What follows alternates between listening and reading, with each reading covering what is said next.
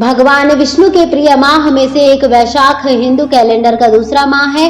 वहीं ये भी माना जाता है कि त्रेता युग की शुरुआत भी वैशाख माह से हुई। इस वैशाख मास को ब्रह्मदेव ने भी सभी मासों में अच्छा बताया है। इस माह में भगवान विष्णु, ब्रह्मदेव और देवों के देव महादेव को प्रसन्न करना सबसे सरल माना जाता है।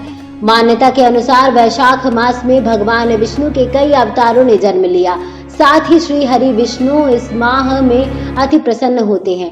ऐसे में कहा जाता है कि वैशाख मास में सूर्योदय से पूर्व स्नान करके विष्णु देव को जल अर्पित करना चाहिए। वहीं दूसरी ओर वैशाख की एकादशी भी भगवान विष्णु का ही पर्व होने की वजह से अत्यंत महत्वपूर्ण मानी गई है।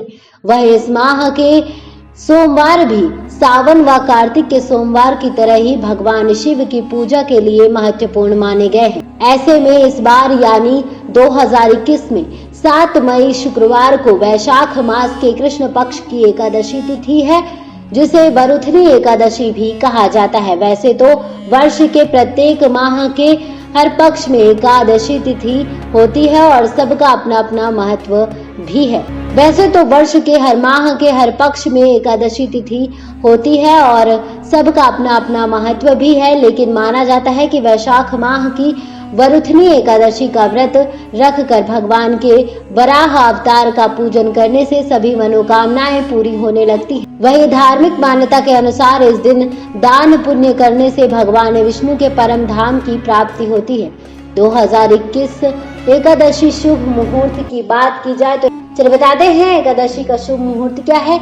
एकादशी तिथि शुरू है 6 मई 2021 को दोपहर 2:10 से। एकादशी तिथि समाप्त है 7 मई 2021 को शाम 3:32 तक। एकादशी व्रत पारण समय 8 मई को सुबह 5:35 से लेकर सुबह 8:16 तक। पारण का कुल समय 2 घंटे 41 मिनट।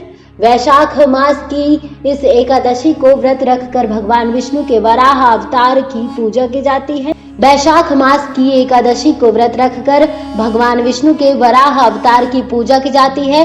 वरुथनी एकादशी के दिन व्रत रखा जाता है। मान्यता है कि इस एकादशी के दिन सूर्यास्त के समय भगवान लक्ष्मी नारायण के चरणों में श्वेत फूल चढ़ाने से नारायण के साथ देवी लक्ष्मी भी प्रसन्न होकर मनचाही इच्छा पूरी होने का आशीर्वाद देती है। वरुथनी एकादशी के दिन धन, वैभव और संपन्नता प्राप्ति के लिए भगवान विष्णु के विशेष मंत्र का जप करना चाहिए। ओम भूरिदा भूरि देहिना माद्रभम भूर्याभर भूरि घोदिन्द्र दित्ससि ओम भूरिदात्यसि श्रुतः पुरुत्रा शूर वृत्रहन आनोम भजस्व राधसी।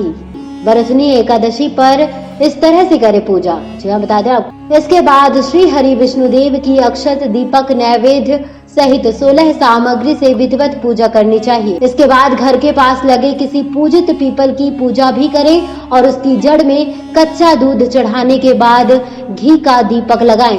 वहीं यदि पीपल का पेड़ घर के आसपास नहीं है तो घर पर ही तुलसी का पूजन करते हुए ओम नमो भगवते वासुदेवाय नमः के मंत्र का जप भी करें। इसके बाद रात्रि के समय विष्णु देव और देवी लक्ष्मी की पूजा करें। वहीं दिन के समय विष्णु देव का स्मरण करते रहें, जबकि रात्रि में पूजा स्थल के समीप जागरण करें। वहीं एकादशी के अगले दिन द्वादशी को व्रत पारण मुहूर्त में खोलें। साथ ही इस दिन ना करें ये कार्य। चलिए बताते हैं कौन से कार्य नहीं करने चाहिए। इस दिन किसी ब्राह्मण को भोजन कराएं।